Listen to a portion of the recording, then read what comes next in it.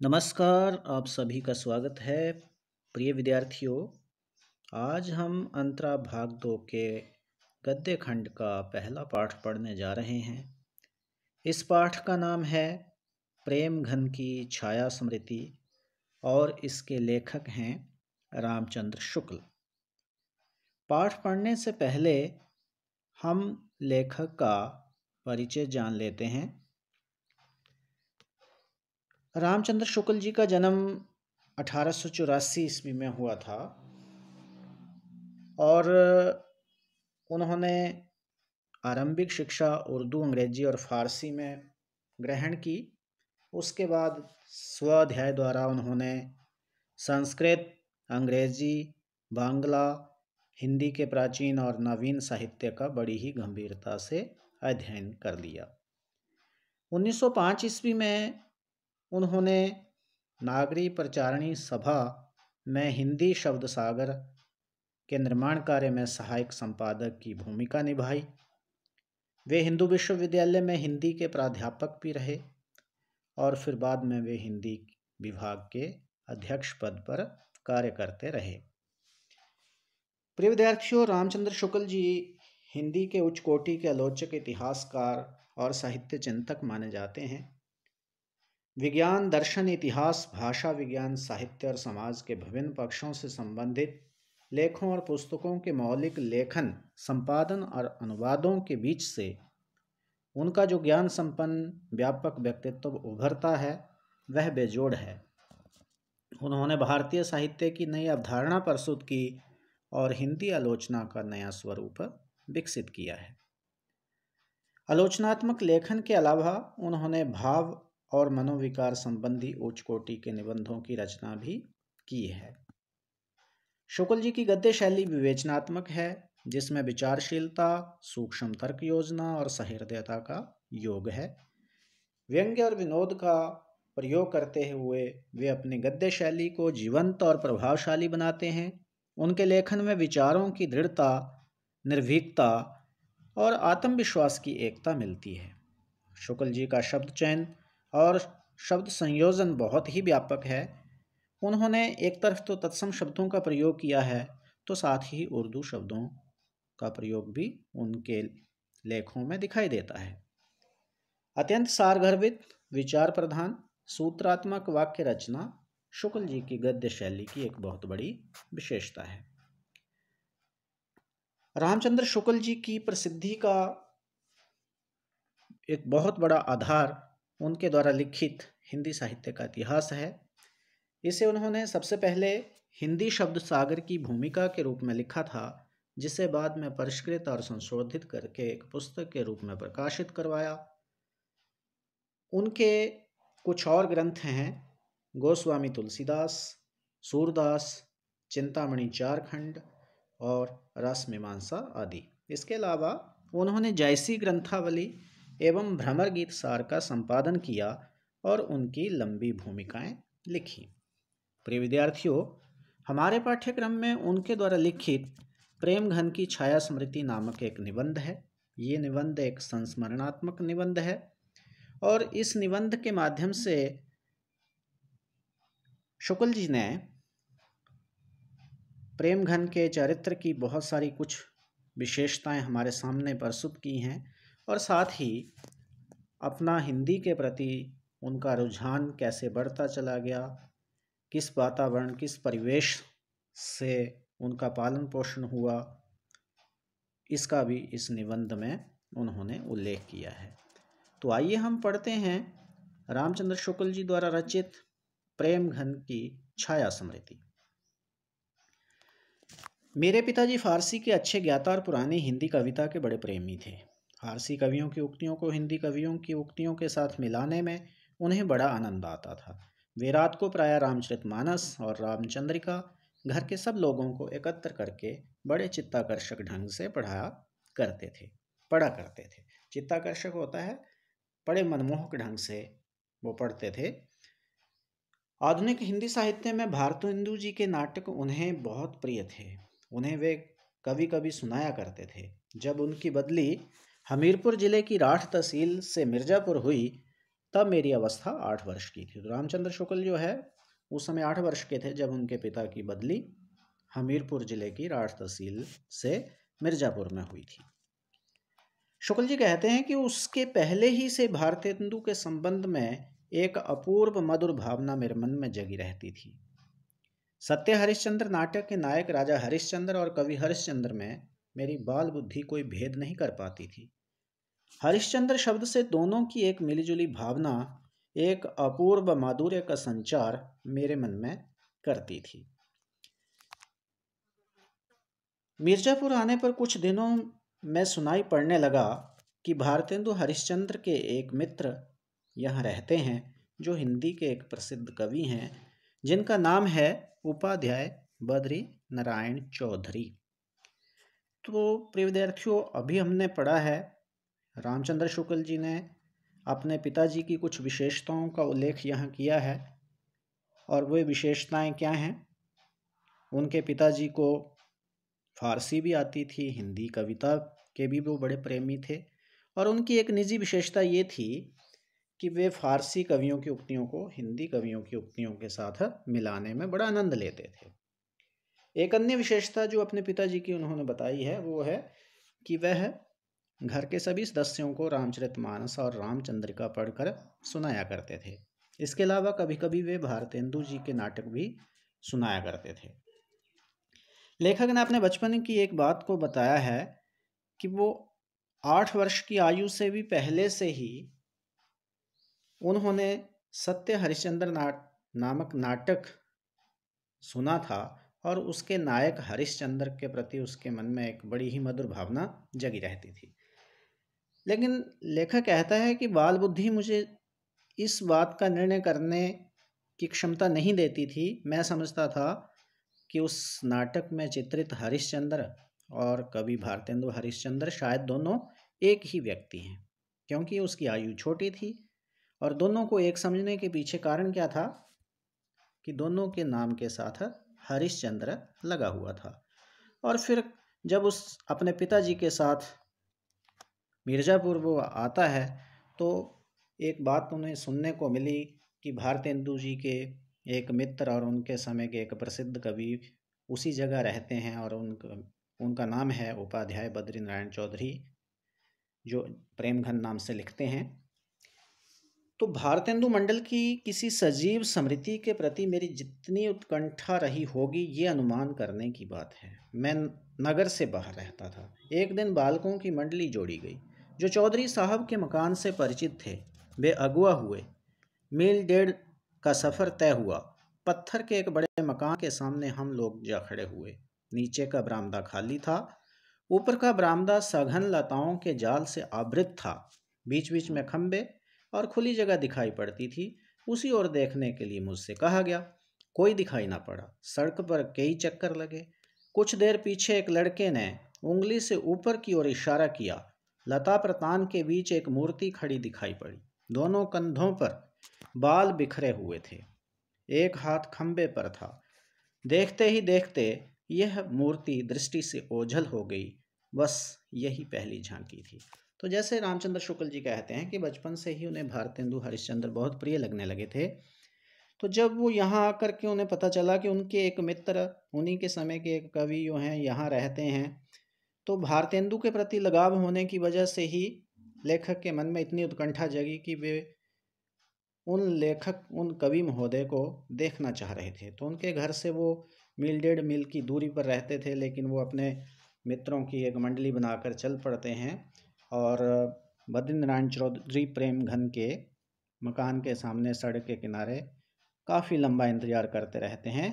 तो तभी अपने बरामदे में टहलते हुए या खड़े प्रेम घन को उन्होंने दूर से ही देखा। तो ज्यों ज्यों मैं सियाना होता गया त्यों त्यों हिंदी के नूतन साहित्य की ओर मेरा झुकाव बढ़ता गया।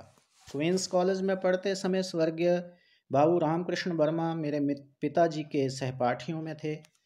भारत जीवन प्रेस की पुस्तकें प्रायः मेरे यहाँ आया करती थीं, पर अब पिताजी उन पुस्तकों को छिपा कर रखने लगे।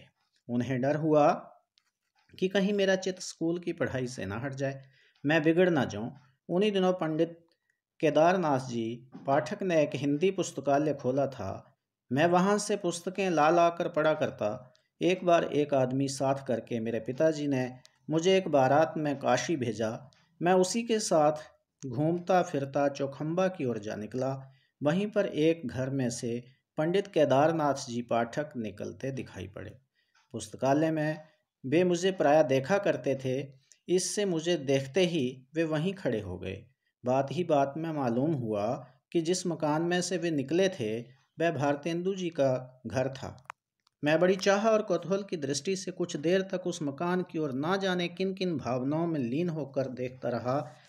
पाठक जी मेरी ये भावुकता देख बड़े प्रसन्न हुए और बहुत दूर मेरे साथ बातचीत करते हुए गए। भारतेंदु जी के मकान के नीचे का ये हृदय परिचय बहुत शीघ्र गहरी मैत्री में परिणत हो गया। 16 वर्ष की अवस्था तक पहुंचते पहुंचते तो समवयस्क हिंदी प्रेमियों की एक खासी मंडली मुझे मिल गई, जिनमें श्रीयुत काशी प्रसाद जी जायसवाल, बाबू भगवान दास जी हालना, पंडित बद्रीनाथ गौड़, पंडित उमाशंकर द्विवेदी मुख्य थे। तो प्रिय विद्यार्थियों, हमें प्रश्नाभ्यास में एक प्रश्न भी है कि रामचंद्र शुक्ल जी ने अपनी मित्र मंडली एक बनाई थी, तो उनमें कौन कौन थे, तो आप उनके नाम लिख सकते हैं। उनकी मित्र मंडली में कौन कौन थे, तो ये नाम आप स्मरण रखें। श्रीयुत काशी प्रसाद जी जायसवाल, बाबू भगवान दास जी हालना, पंडित बद्रीनारायण नाथ गौड़, पंडित उमाशंकर द्विवेदी। तो ये उनके कुछ मित्र सखा थे जो एक लिखा करते थे। उन लेखकों की एक मित्र मंडली ये हुआ करती थी। हिंदी के नए पुराने लेखकों की चर्चा बराबर इस मंडली में रहा करती थी। मैं भी अब अपने को एक लेखक मानने लगा था। हम लोगों की बातचीत प्रायः पढ़ने लिखने की हिंदी में हुआ करती थी, जिसमें निस्संदेह आदि शब्द आया करते थे। जिस स्थान पर मैं रहता था वहाँ अधिकतर वकील, मुख्तारों और कचहरी के अफसरों और अमलों की बस्ती थी। ऐसे लोगों के उर्दू कानों में हम लोगों की बोली कुछ अनोखी लगती थी। इसी से उन्होंने हम लोगों का नाम निस्संदेह लोग रख छोड़ा था। मेरे मोहल्ले में कोई मुसलमान सब जज आ गए थे। एक दिन मेरे पिताजी खड़े खड़े उनके साथ कुछ बातचीत कर रहे थे। इसी बीच में उधर जा निकला। पिताजी ने मेरा परिचय देते हुए उनसे कहा, इन्हें हिंदी का बड़ा शौक है। चट जवाब मिला, आपको बताने की ज़रूरत नहीं, मैं तो इनकी सूरत देखते ही इस बात से वाकिफ हो गया। मेरी सूरत में ऐसी क्या बात थी, ये उस समय नहीं कह सकता। आज से 30 वर्ष पहले की बात है। चौधरी साहब से तो अब अच्छी तरह परिचय हो गया था। अब उनके यहाँ मेरा जाना एक लेखक की हैसियत से होता था। हम लोग उन्हें एक पुरानी चीज़ समझा करते थे। इस पुरातन की दृष्टि में प्रेम और कौतूहल का एक अद्भुत मिश्रण रहता था। यहाँ पर यह कह देना आवश्यक है कि चौधरी साहब एक खासे हिंदुस्तानी रईस थे। वसंत पंचमी, होली इत्यादि अवसरों पर उनके यहाँ खूब नाच रंग और उत्सव हुआ करते थे। उनकी हर एक अदा से रियासत और तबीयतदारी टपकती थी। कंधों तक बाल लटक रहे हैं, आप इधर से उधर टहल रहे हैं। एक छोटा सा लड़का पान की तश्तरी लिए पीछे पीछे लगा हुआ है। बात की कांट छांट का क्या कहना है। जो बातें उनके मुंह से निकलती थीं उनमें एक विलक्षण वक्रता रहती थी। उनकी बातचीत का ढंग उनके लेखों के ढंग से एकदम निराला होता था। नौकरों के साथ उनका संवाद सुनने लायक होता था। अगर किसी नौकर के हाथ से कभी कोई गिलास वगैरह गिरा तो उनके मुंह से यही निकला, कारे बचात नहीं। उनके प्रश्नों के पहले क्यों साहब अक्सर लगा रहता था। वे लोगों को प्रायः बनाया करते थे। बनाया करने का अर्थ है मजाक बनाना, हास्य विनोद करना। तो इससे उनसे मिलने वाले लोग भी उन्हें बनाने की फिक्र में रहा करते थे। मिर्ज़ापुर में पुरानी परिपाटी के बहुत ही प्रतिभाशाली कवि रहते थे, जिनका नाम था वामनाचार्य गिरी। एक दिन वे सड़क पर चौधरी साहब के ऊपर एक कविता जोड़ते चले जा रहे थे। अंतिम चरण रह गया था कि चौधरी साहब अपने बरामदे में कंधों पर बाल छिटकाए खंबे के सहारे खड़े दिखाई पड़े। चट कवित पूरा हो गया। बामन जी ने नीचे से वह कवित ललकारा जिसका अंतिम अंश था, खंबा टेकी खड़ी जैसे नारी मुगलाने की। एक दिन कई लोग बैठे बातचीत कर रहे थे कि इतने में एक पंडित जी आ गए। चौधरी साहब ने पूछा, कहिए क्या हाल हैं? पंडित जी बोले, कुछ नहीं, आज एकादशी थी, कुछ जल खाया है और चले आ रहे हैं। प्रश्न हुआ, जल ही खाया है कि कुछ फलाहार भी पिया है? तो एक दिन चौधरी साहब के एक पड़ोसी उनके यहाँ पहुँचे। देखते ही सवाल हुआ, क्यों साहब? एक लफ्ज़ मैं अक्सर सुना करता हूँ पर उसका ठीक अर्थ समझ में ना आया। आखिर घन चक्कर के क्या मानी है, उसके क्या लक्षण हैं? पड़ोसी महाशय बोले, वाह, ये क्या मुश्किल बात है। एक दिन रात को सोने के पहले कागज़ कलम लेकर सवेरे से रात तक जो जो काम किए हैं सब लिख जाइए और पढ़ जाइए। प्रिय विद्यार्थियों, अभी हम पढ़ रहे हैं चौधरी साहब के व्यक्तित्व की कुछ बातें जो उन्होंने यहाँ व्यक्त की हैं। तो चौधरी साहब का व्यक्तित्व कैसा है? बड़े ही खुश मिजाज हैं और रईसी ठाठ बाट हैं उनके यहाँ हर एक अवसर त्योहार बड़े हर्षोल्लास से मनाया जाता है, चाहे वो बसंत पंचमी हो, होली हो। उनकी हर एक बात में उनकी रियासत और तबीयतदारी जो है स्पष्ट रूप से झलकती है। लंबे लंबे बाल उन्होंने रखे हुए हैं। एक लड़का पान की तश्तरी लेकर आगे पीछे चलता रहता है। बातचीत करने का ढंग तो उनका बड़ा ही अनोखा है। हर बात में एक वक्रोक्ति सी रहती है, एक विलक्षण वक्रता रहती है। ये उनकी बातचीत करने का तरीका है। इसके अतिरिक्त वे जब घर में होते हैं, नौकरों से बात करते हैं, तो फिर वो साहित्यिक हिंदी का बिल्कुल प्रयोग नहीं करते, बिल्कुल अपनी बोलचाल की भाषा में उनसे बात करते हैं। चौधरी जी के व्यक्तित्व की एक और बड़ी विशेषता जो शुक्ल जी ने हमें यहाँ बताई है वह ये है कि वो बड़े ही विनोदी स्वभाव के हैं। मजाक करना, मजाक सहना, दोनों में ही उन्हें बहुत आनंद आता है। इसलिए अक्सर वो हर एक मिलने आने वाले व्यक्ति से मजाक किया करते थे। कुछ एक उदाहरण यहाँ आए हैं। पंडित जी आते हैं तो पंडित जी ने अपनी तरफ से मजाक किया कि आज एकादशी है, कुछ जल खाया है और चले आ रहे हैं। तो अब चौधरी जी कहाँ चुप रहने वाले थे। जैसा पंडित जी ने कहा उसी तरह से उन्होंने प्रश्न कर दिया कि जल ही खाया कि फलाहार भी पिया है। तो इसी तरह से वो ना केवल मजाक करते हैं बल्कि अपने पर मजाक होने पर भी उतना ही वो आनंद उठाते हैं। जैसे घन चक्कर के लक्षण, घन चक्कर मूर्ख को कहा जाता है। तो घन चक्कर क्या होता है, ये प्रश्न जो है वो अपने पड़ोसी महाशय से पूछते हैं, लेकिन पड़ोसी महाशय भी उनके शब्द को उन्हीं पे उतार देते हैं। कहते हैं कि घन चक्कर को समझना कोई बड़ी बात है। आप एक दिन ऐसा करिए कि सुबह से लेकर शाम तक सोने से पहले जो कुछ किया है सारा कागज़ पे लिखिए और फिर उसको पढ़ जाओ, अपने आप पता चल जाएगा घन चक्कर क्या होता है। तो एक तरह से नहले पे दहला मार दिया पड़ोसी ने भी। तो इसी तरह से आगे है, मेरे सहपाठी पंडित लक्ष्मी नारायण चौबे, बाबू भगवान दास हालना, भगवान दास मास्टर, इन्होंने उर्दू बेगम नाम की एक बड़ी ही विनोदपूर्ण पुस्तक लिखी थी जिसमें उर्दू की उत्पत्ति, प्रचार आदि का वृतांत एक कहानी के ढंग में दिया गया था इत्यादि। कई आदमी गर्मी के दिनों में छत पर बैठे चौधरी साहब से बातचीत कर रहे थे। चौधरी साहब के पास ही एक लैंप जल रहा था। लैंप की बत्ती एक बार भभकने लगी। चौधरी साहब नौकरों को आवाज़ देने लगे। मैंने चाहा कि बढ़कर बत्ती गिरा दूं, पर लक्ष्मी नारायण ने तमाशा देखने के विचार से मुझे धीरे से रोक लिया। चौधरी साहब कहते जा रहे हैं, अरे जब फूट जाई तबे चलत आवह। अंत में चिमनी ग्लोब के सहित चकनाचूर हो गई, पर चौधरी साहब का हाथ लैंप की तरफ ना बढ़ा। तो ये भी उनके चरित्र की एक विशेषता है। जैसे हम पहले ही कह चुके हैं कि वे बड़े ही रईसी तबीयत के व्यक्ति हैं। अपने हाथ से कुछ भी नहीं करना, चाहे कुछ भी नुकसान हो जाए। एक आगे अन्य विशेषता है, उपाध्याय जी नागरी को भाषा मानते थे और बराबर नागरी भाषा लिखा करते थे। उनका कहना था कि नागर अपभ्रंश से जो शिष्ट लोगों की भाषा विकसित हुई वही नागरी कहलाई। इस प्रकार वे मिर्जापुर ना लिखकर मीरजापुर लिखा करते थे और उसका वे अर्थ करते थे लक्ष्मीपुर। मीर कहते हैं समुद्र को, और जब जा प्रत्यय लग जाए तो जा होती है पुत्री, तो समुद्र की पुत्री अर्थात लक्ष्मी, और पुर आगे लगा दिया तो मिर्जापुर की वो क्या व्याख्या दिया करते थे, लक्ष्मीपुर।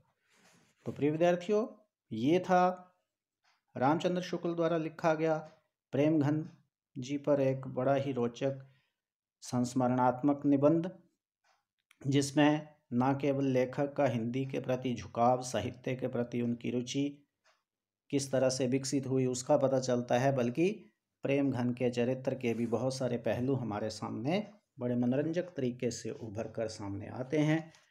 मैं आशा करता हूँ कि ये पाठ जो है वो आपको रुचिकर लगा होगा। दो लेखकों के बारे में जानने का अवसर प्राप्त हुआ। एक तो प्रेमघन जी के जीवन चरित्र की कुछ मनोरंजक बातें हमें जानने को मिली, साथ ही रामचंद्र शुक्ल जी की हिंदी विकास यात्रा जो है उसके बारे में भी हमें जानने को यहाँ मिला। आइए हम चलते चलते कुछ प्रश्नों के उत्तर देख लेते हैं। सबसे पहले तो प्रश्न है कि लेखक ने अपने पिताजी की किन किन विशेषताओं का उल्लेख किया है। तो ये हम पहले ही स्पष्ट कर आए हैं कि उनके पिताजी हिंदी और फारसी दोनों भाषाओं के ज्ञाता थे।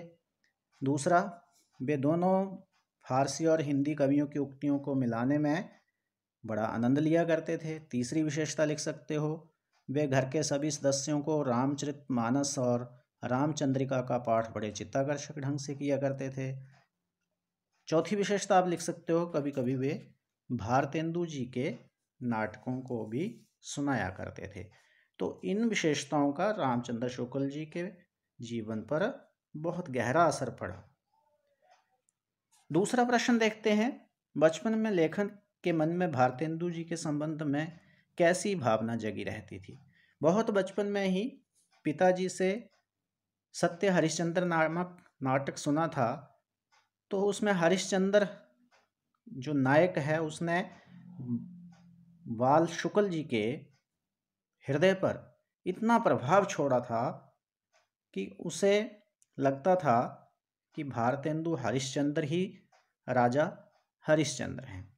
तो भारतेंदु जी के साथ बचपन से ही एक बड़ी ही मधुर भावना उनके हृदय में बनी रहती थी। वह इतनी छोटी उम्र के थे कि उस समय ये निर्णय नहीं कर पाते थे कि ये दो अलग अलग व्यक्ति हैं, राजा हरिश्चंद्र एक अलग है और भारतेंदु हरिश्चंद्र एक अलग व्यक्ति हैं, लेकिन वो दोनों को एक ही मानते थे। और एक मानने का कारण क्या हो सकता है, दोनों के नाम के साथ हरिश्चंद्र शब्द जुड़ा हुआ है। तो बच्चे होने के कारण, अबोध बालक होने के कारण वो भारतेंदु हरिश्चंद्र को सत्य राजा हरिश्चंद्र ही माना करते थे और मन में उनके प्रति बड़ी ही प्रेम भावना जगी रहती थी। तीसरा, उपाध्याय बद्रीनारायण चौधरी प्रेमघन की पहली झलक लेखक ने किस प्रकार देखी। तो हमने जैसे देखा है पाठ में कि वे अपने मित्रों के साथ उनके घर के बाहर जो है काफ़ी देर तक खड़े रहे, और बाद में उनको एक झलक जो है वो प्रेमघन की देखने को मिली जब वे अपने घर के बरामदे की ओर निकले, और उनके लंबे केश थे, उन्होंने खंबे का सहारा लिया हुआ था। तो बस इतना ही दूर से देखने का ही प्रथम परिचय जो है उनका उनके साथ हुआ था। लेखक का हिंदी साहित्य के प्रति झुकाव किस तरह बढ़ता गया, ये बहुत ही महत्वपूर्ण प्रश्न है परीक्षा की दृष्टि से। तो लेखक का हिंदी साहित्य के प्रति झुकाव बचपन से ही होना शुरू हो गया था, क्योंकि उसके पिताजी घर में रामचरितमानस, रामचंद्रिका के अतिरिक्त भारतेंदु हरिश्चंद्र जी के नाटकों का बड़े ही चित्ताकर्षक ढंग से पाठ करके सुनाया करते थे। तो बालपन से ही शुक्ल जी के मन में साहित्य के प्रति रुचि जगना शुरू हो गई थी। फिर धीरे धीरे उन्होंने एक अपनी मित्र मंडली भी बना ली थी, और उस मित्र मंडली में न केवल साहित्यिक रचनाओं पर चर्चा हुआ करती थी, बल्कि स्वयं भी रचनाएं लिखने का उपक्रम चला रहता था। और फिर पिता के पुस्तकालय से, अन्य पुस्तकालयों से अनेक पुस्तकें पढ़ने के बाद रामचंद्र शुक्ल जी हिंदी साहित्य के प्रति उनका झुकाव निरंतर बढ़ता ही चला गया।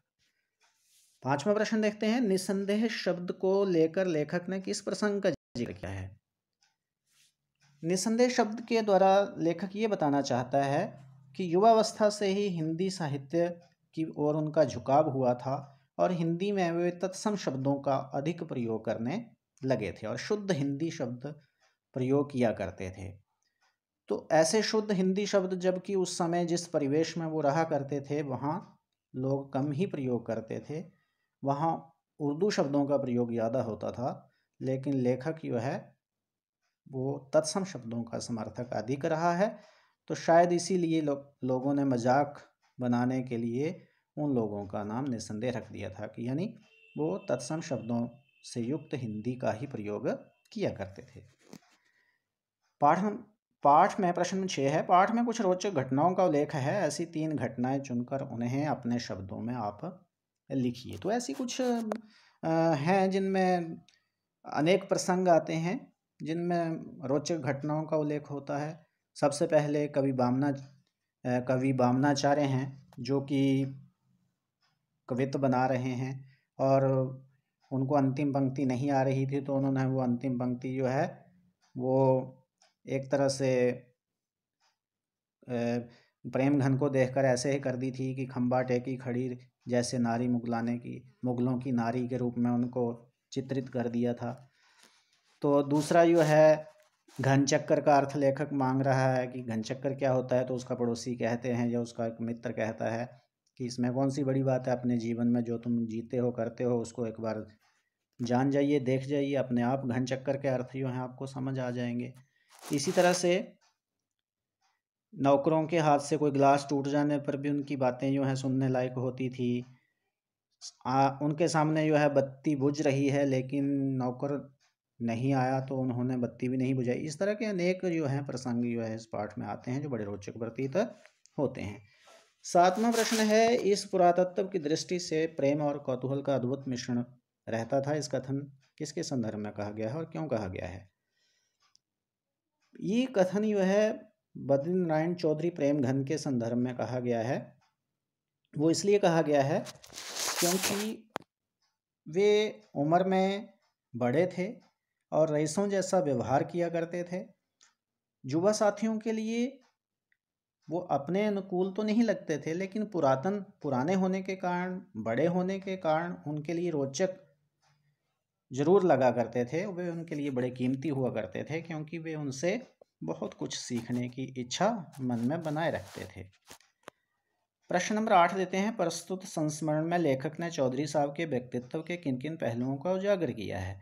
तो ये हम पीछे कर भी आए हैं कि ऐसे कौन सी विशेषताएं हैं।